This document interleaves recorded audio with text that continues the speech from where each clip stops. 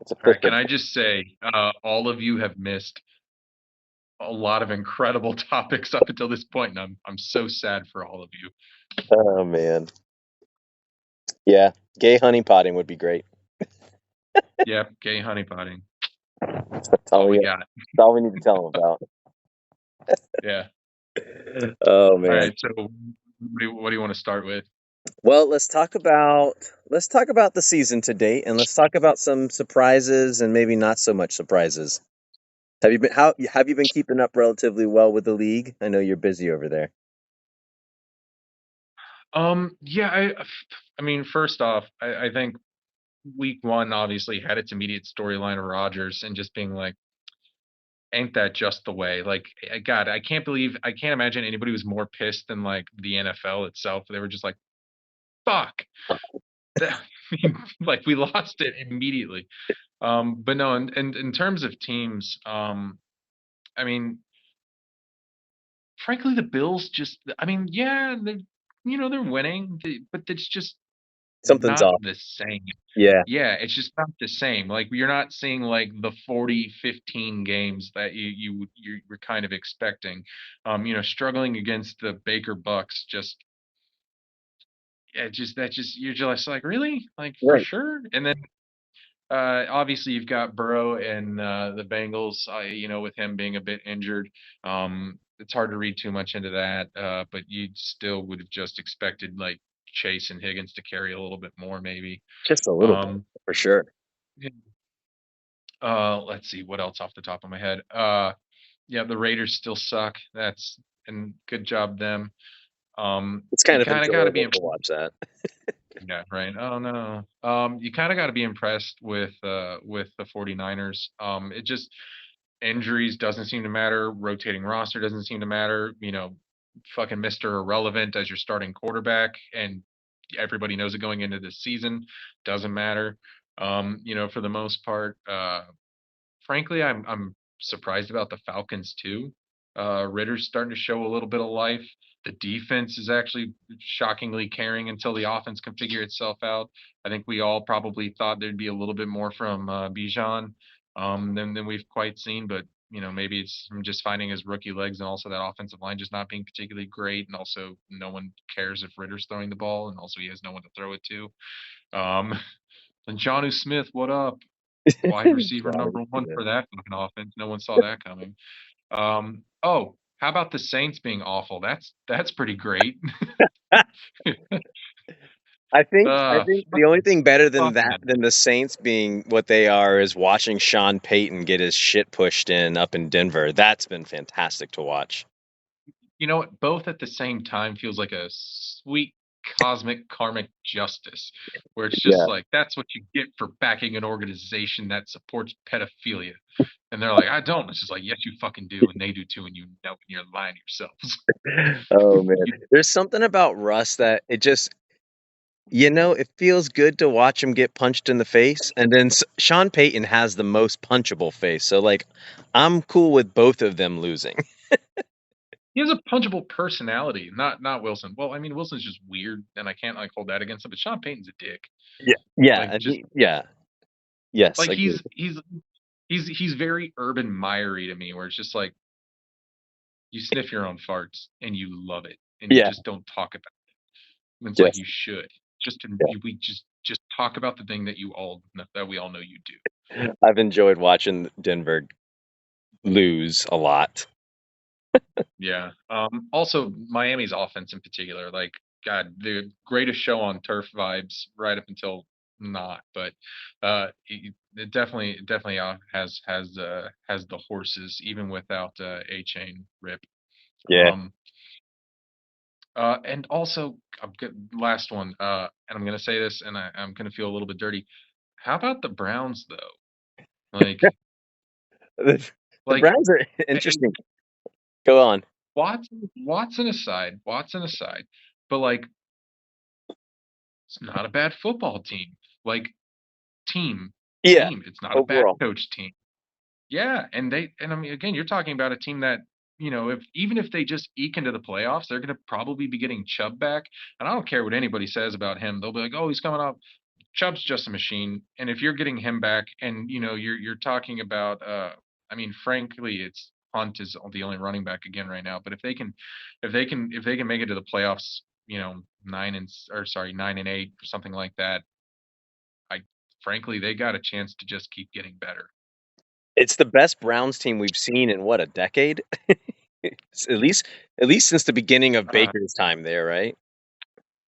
Shit, yeah. What was it that I think the quarterback from Akron a long time ago, like literally 15 years ago, and he had like that one spectacular season, and they made it to the playoffs, and then after that, like they kicked him off the team, and that was the end, or not kicked him off the team, but they like traded his ass. Was it not Derek Anderson? What was his name? Was it? Oh, Oh, I don't what was his? know. I don't. Yeah. Anyway, someone will know. Yeah, that's But a yeah, that, those. that that's a pretty good recap of like some of the surprise moments. You're right for the NFL. It's been a pretty fun, first 7 weeks going into week 8. What about on the fantasy side? Have you been able to keep up with much of the ongoings there? Yeah. So specifically in the league, this isn't new to this year. This kind of is like the entirety of this league existing. I don't know how Turd Ferguson's team keeps being better than shit.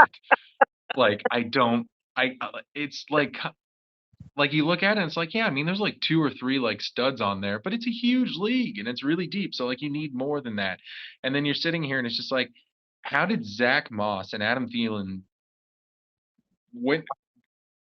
What? Like, Yeah, and every single year he finds like these two guys that is just like they're great for like this one, and then like they're not going to be great again. Like this is their fucking swan song, and it's on his team, and he keeps finding them to go along with like Kelsey and Chase, and like yeah, it just keeps happening. So I'm impressed with him. And he knows what he's done as far as league leading points for however many weeks. Um, Running backs don't matter is kind of impressing too. I feel like it's kind of the exact opposite, where you're not really looking at you know he doesn't have the Chase, the Thielen, the Moss of resurgence kind of thing, or the Kelsey.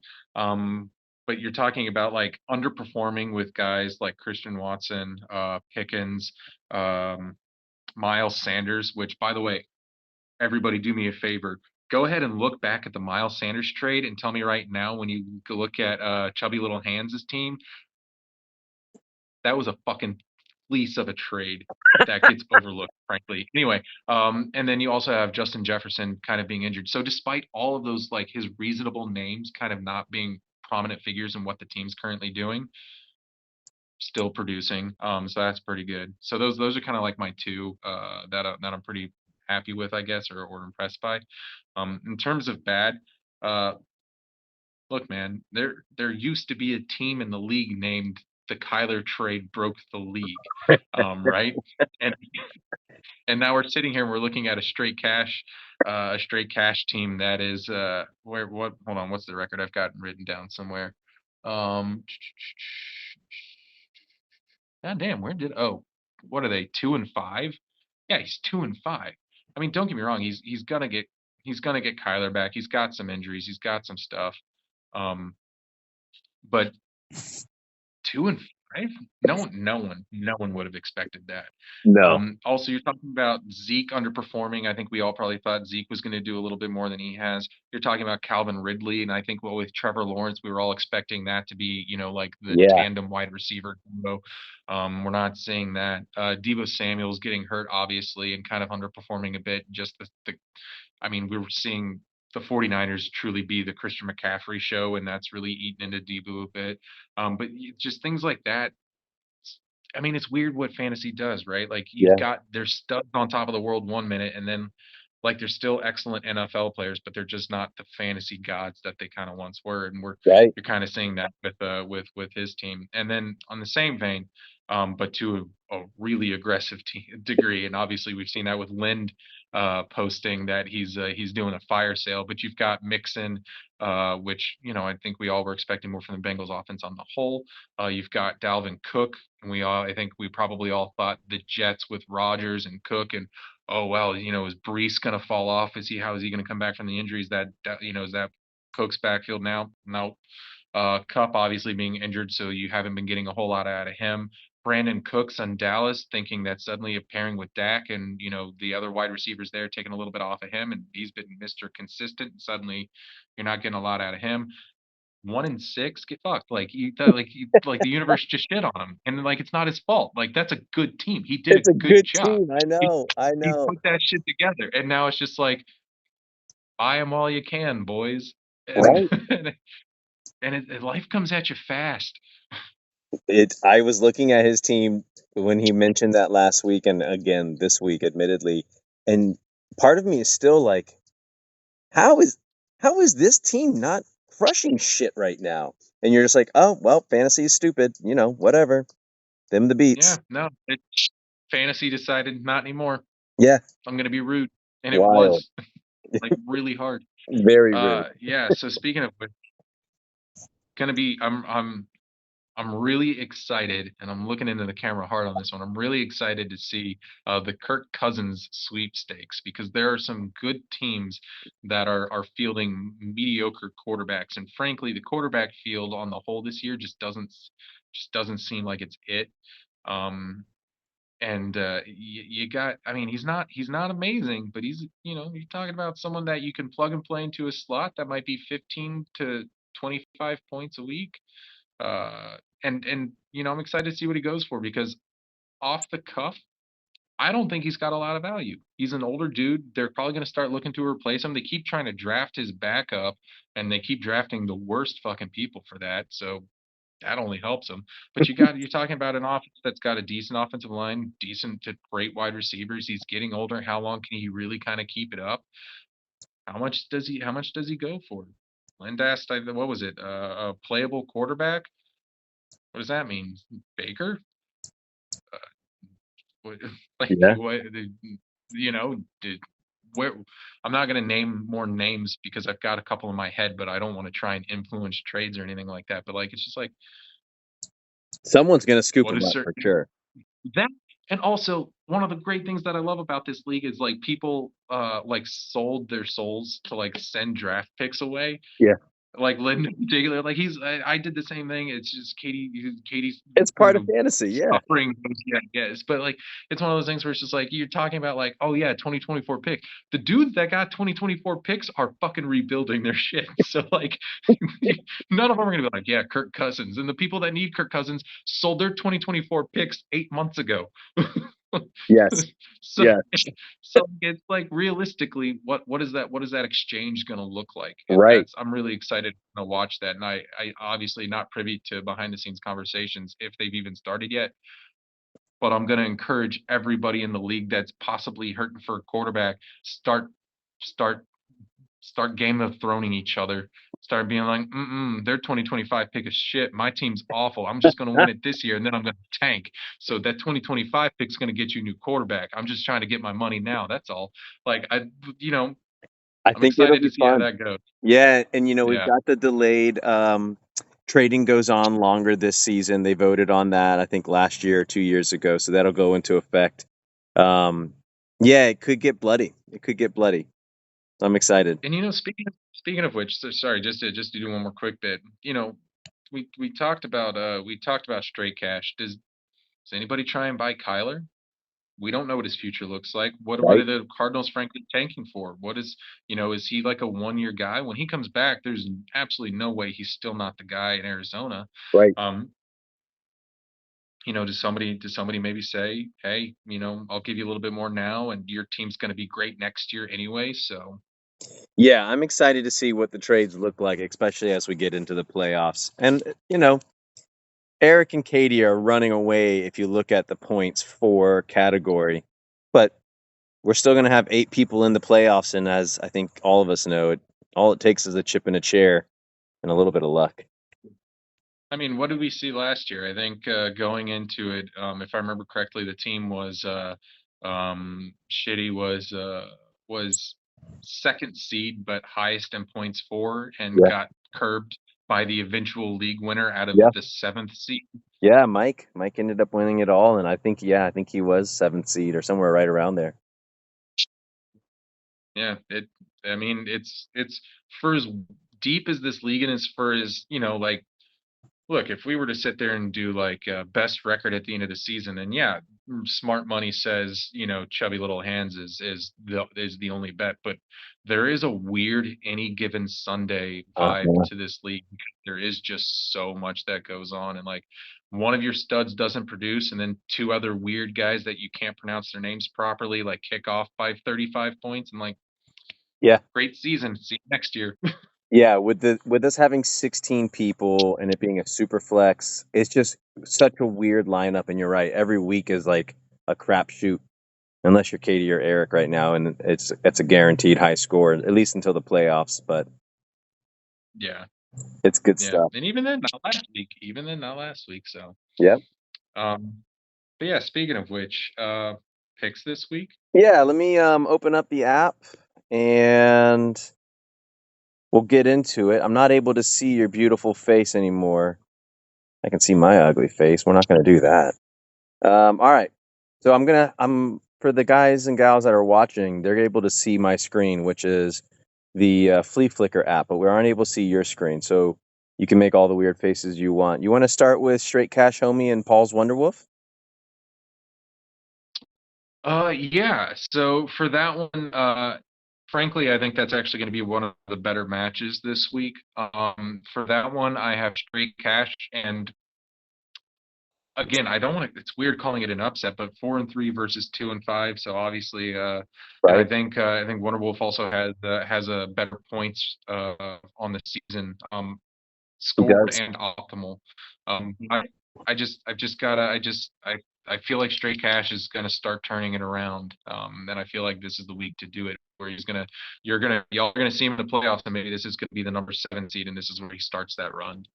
Yeah, looking at him real quick, and I'll just go through it quickly. I think Ezekiel Elliott starts to get more goal line carries there. Jonathan Taylor's getting better, so getting more acclimated to football again, so he should see an uptick. Austin Eckler was dinged up, but I think he got a full practice in already this week. And then um, Peter dropped all of his fab money on Henderson, which I think is probably another safe bet. So he's got four running backs that I would imagine go off. Um, Yeah. yeah, I like it. I'm with you. I think Peter probably gets the upset there. He already had Baker drop 25. Like he's already you that's a guy that you just need to get like 16 out of, and he already outperformed that. So Yeah. All right. How about Wilson to Wilson versus RBs don't matter? You want to do that one next? yeah, yeah. So Wilson to Wilson, RBs don't matter. That's one of the ones that I really kind of struggled with looking at it. I mean, obviously you've got running backs don't matter have the decided quarterback advantage. Yeah. We'll see what ends up being plugged in there. If either Willis or well, I'm assuming Willis gets kind of subbed out. But then you go into basically every other well, yeah, basically every other position. I feel kind of is either a toss up or leans Wilson to Wilson. But with that being said, it's Superflex is a quarterback league, and with Lawrence and Love, I gotta think running backs don't matter. Takes it, and Wilson to Wilson starts planning for next season. Yeah, I'm with you. I think Kyle Pitts and Desmond Ritter start to get more things going. Kyle Pitts has had a lot of looks in comparison to where he has been the past 2 years. Hawkinson is injured, but I still think he plays a pretty decent game this weekend against Green Bay, which they're not great against. Actually, I think they might be the worst in the league against tight ends. Um, Yeah, no. Let's see. George Pickens seems to be the number one wide receiver in Pittsburgh. You got Tajay Spears with a growing role. Ramondre Stevenson's not been doing much, but I still think actually it's Mhm. against Miami. Yeah, actually I don't know if he gets to his almost 13 points projected there, but the two quarterbacks there is going to help running backs don't matter quite a bit. So I'm with you. I think Nick probably sees a defeat here. Um, all right, how about Mike's Mehouse team versus Ian's Dodd Take Mahokes?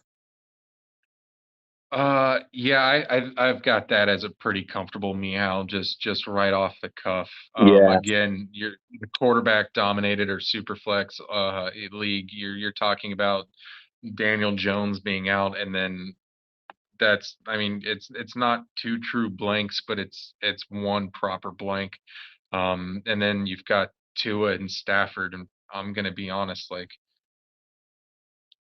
it right. doesn't matter after that. Like Yeah, and the downside here for Ian is I think he is one of those few teams that traded all of his picks already. So it's going to be hard for him to yeah, acquire another quarterback to slot in for Daniel Jones without giving up another key part in his roster already. So I'm curious to see how it goes. I do think that Mike's Meehow probably takes that one. Trey. All right, how about Yeah, Trey Lance is sitting there as a hefty little anchor. yeah, yeah. How about Vince's Cancer Boys at 5-2 versus who I think has been the surprise at least for the first 3 weeks, Aubrey's Mac Who. Yeah, yeah, I didn't even want to mention him. It's just I don't know. Like everybody's aware, but we all know what's gonna happen in the end. Like we're all like, wow, all right. Um, I mean, Curtis yeah, Samuel is in his super flex right now, so yeah. yeah, This is my 5-star lock of the week. Uh, Vince might double the score. Um, I'm with I you on that. really, I truly, yeah. I think Dalton Kincaid is probably has a real good shot of being the high scorer on his team. Yeah, Um, Not ideal. you probably didn't Yeah, get to see that game last night, but I liked how they were using Kincaid at Buffalo last night. I think that probably is going to fester into something pretty nice for him long term. So probably a good hold there. But yeah, I just don't see much happening for Aubrey.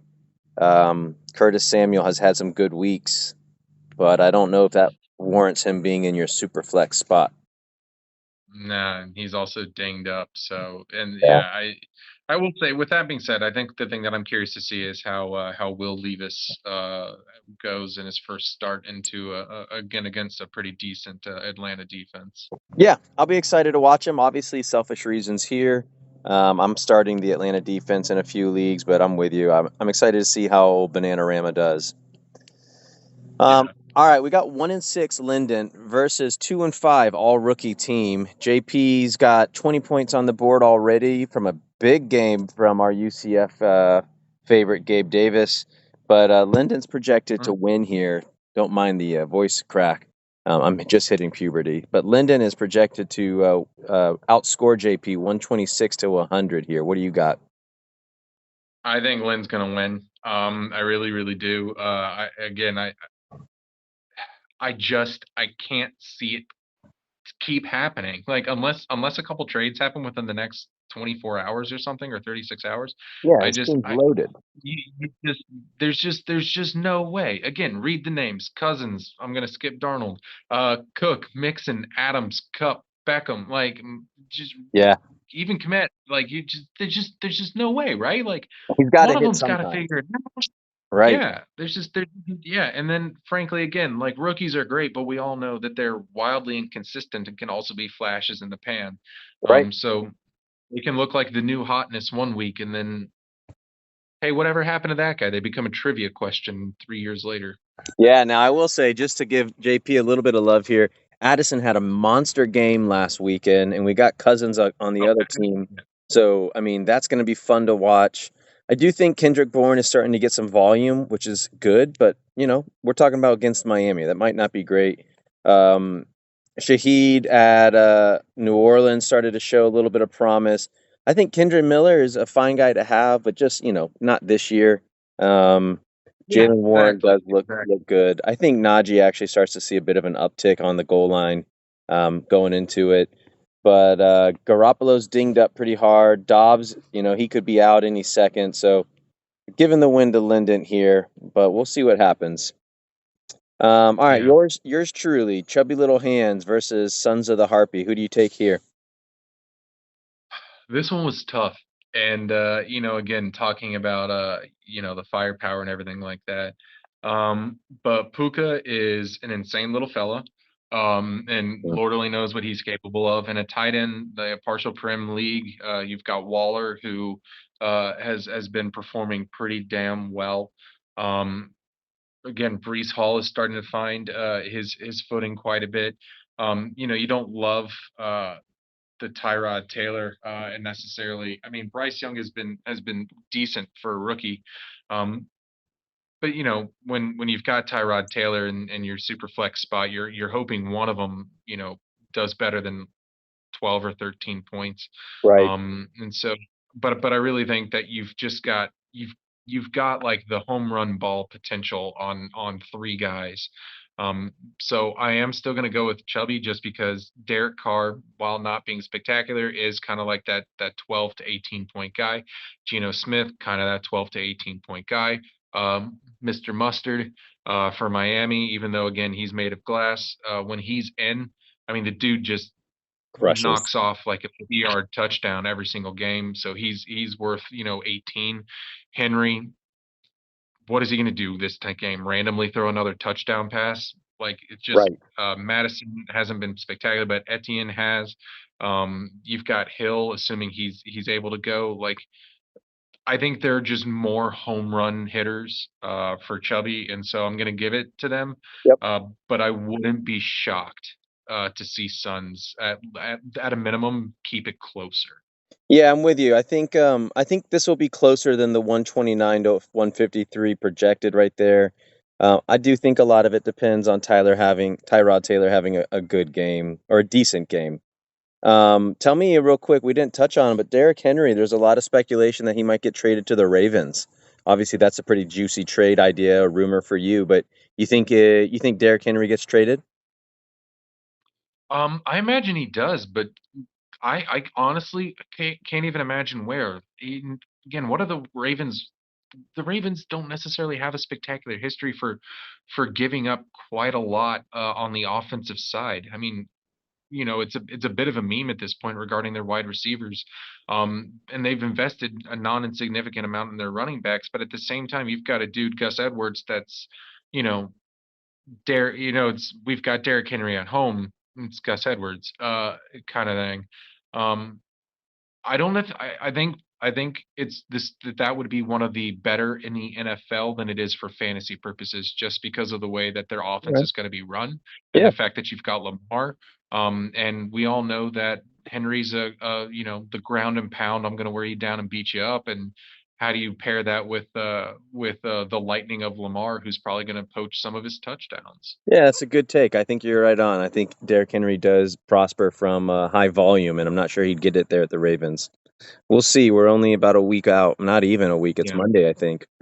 All right, we've got our three yeah. newbies here for next, the incumbent champion, Mike's Kittlebit O'Connor versus our Hydra team coming into the league. You know, they started off a little rough this year. They had some mishaps on communication on who does the subbing and who doesn't, but they're kind of bringing it back together now. They're 2-5, matched up against another 2-5 team here. Who do you think takes this one? Yeah, just a brief thought on them. I'd like to see them a little bit more active in chat. Come on, there's three of you. Back each other up or shit on each other. I don't know. Yeah. But just as far as the team or the game, I've got Kittle here, but again, I think this one could be pretty close. Obviously, you've got Mahomes. You're taking him over Prescott and Wilson combined. Howell has been a bit streaky in terms of how he's doing, but again, I think he's worth at least a tenner there, whereas Wilson may not be. Okay. Um, the running backs are a bit of a wash, just kind of across the board with these two guys. But Mhm. Isaiah is just a bit more consistent. I think he's got the highest floor out of all of them. Yep. And then getting the wide receivers, I'm kind of feeling a bit of a split, but again, maybe a little bit of a lean towards Hydra. And then flex, I'm just going to go straight over to Kittle. I feel like it's going to be. I think this is the only one that I really went against on projected points. But something just tells me Kittle's gonna take this. All right. Unless Holmes beats up Denver like a sad child, which he might. Right, he could. I don't know what a J Bobo is, but I see that person is actually rostered, so I'm not sure if that helps Hydra here, but they've got a J Bobo in their flex.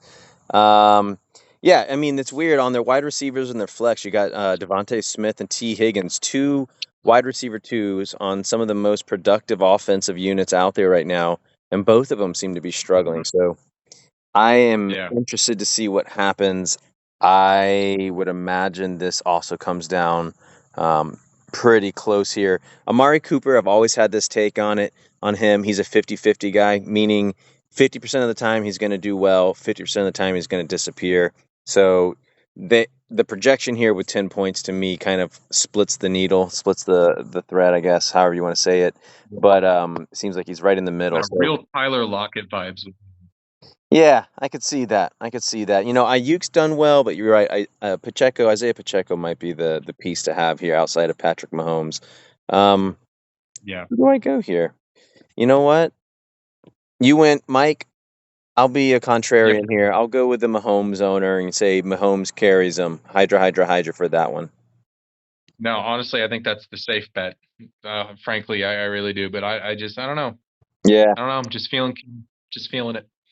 All right. Last up, yours truly, Matt MCAS 5-2, projected at 137 versus the dominant Eric Turd Ferguson sitting at 6-1, projected at 150 points. Who do you got here? Yeah. So another one where I think it's just going to be really close because, frankly, again, I'm just confused. Burrow and Jackson, you just expect to dominate. Imagine going back to I think at the beginning of last year and just being like, oh yeah, C.J. Stroud and Jared Goff are going to be comparable. Lamar Jackson and Joe Burrow. You'd be like, which one of them died? And you'd be like, neither actually. Um, and then be like, yeah, Zach Moss is going to be one of the leading running backs in the NFL, and Tony Pollard's going to be non-existent. You'd be like, no, that's not true. But here we are. Here we Um, are. yeah, I just this one I went back and forth, but it you know he's gonna keep getting away with it until he doesn't. I'm going with Turd Ferguson. Again, you've got Jamar Chase. Hard. I mean that kind of checks your Burrow a bit.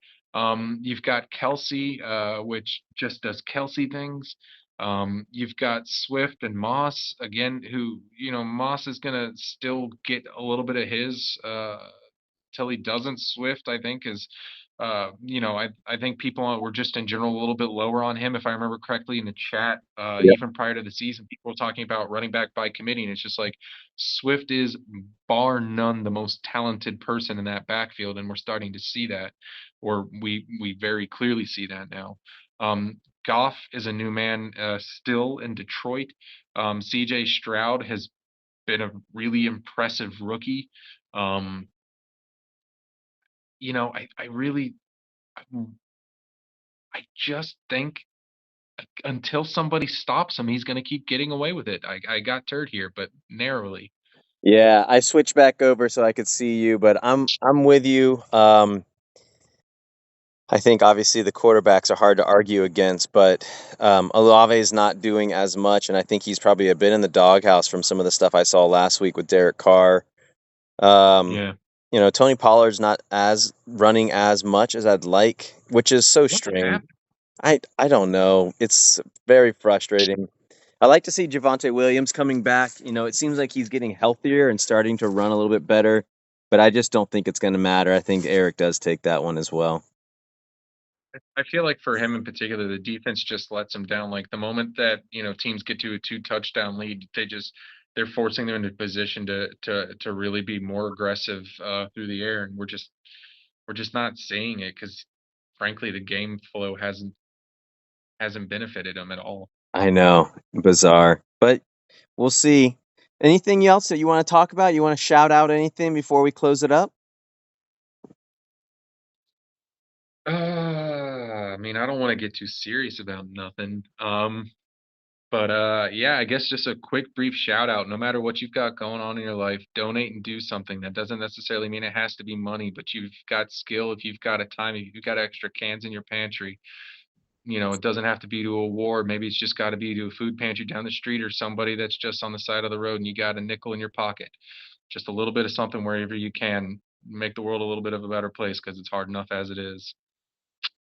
I love it. I love it. And obviously, for our newcomers, we've got our Ukrainian resident here as over there fighting the battle. So, he's in our chat. He's doing our video this week. We love to see him happy and healthy. So, appreciate you doing the video this week, Brandon. No problem. Appreciate you having me. All right, I'm going to turn off our recording.